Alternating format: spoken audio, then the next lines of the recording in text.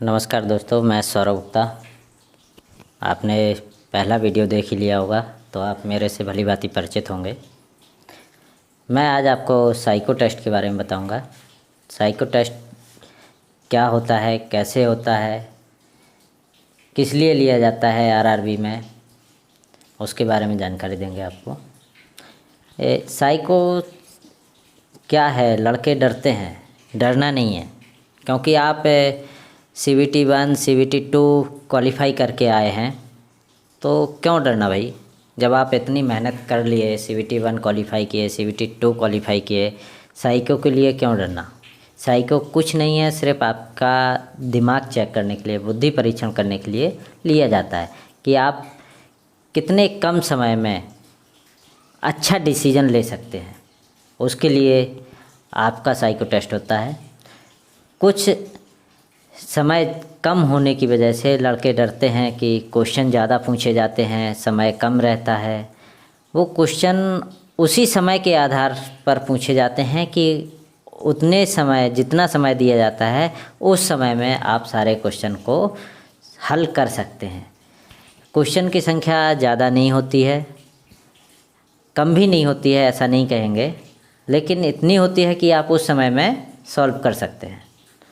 आप psycho test में 5 प्रकार के टेस्ट होते हैं। सर कौन कौन से पोस्ट के लिए होती है एनटीपीसी में, ये भी बता दीजिए। एनटीपीसी में सिर्फ मास्टर, स्टेशन मास्टर के लिए ही साइको होता है, बाकी किसी पोस्ट के लिए नहीं होगा। बाकी किसी पोस्ट के लिए नहीं होता है। जो लोग स्टेशन मास्टर के पद के लिए चयनित किए जाते हैं उन्हीं का साइको टेस्ट होता है। साइको टेस्ट में 5 प्रकार के टेस्ट होते हैं। पहला शॉर्टेस्ट रूट, सबसे छोटा रास्ता जिसे बोलेंगे हम लोग हिंदी में, उसका क्वेश्चन 40 क्वेश्चन आता है, 40 क्वेश्चन आता है।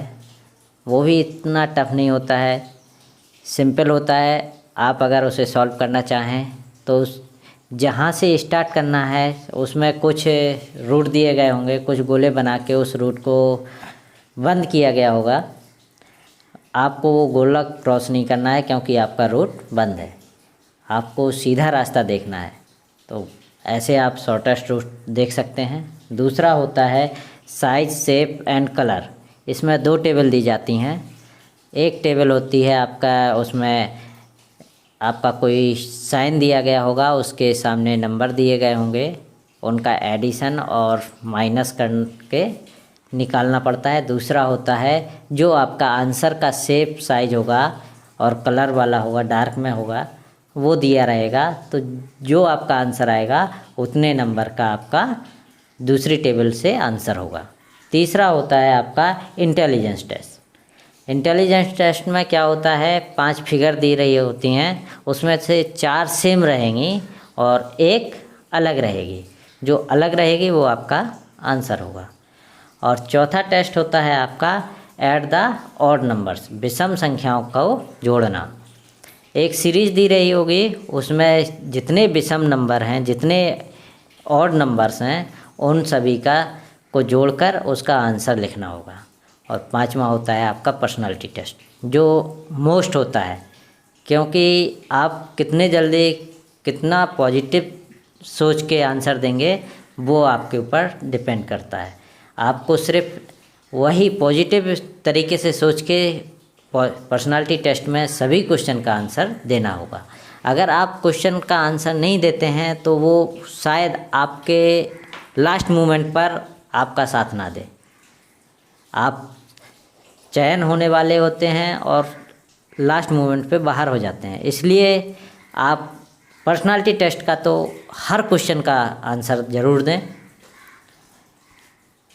इसके लिए आप विद्यासागर बुक को प्रेफर कर सकते हैं। मैं विद्यासागर बुक को प्रेफर किया था, वो साइको के लिए बेस्ट बुक मुझे लगी, इसलिए आप उसे प्रेफर कर सकते हैं।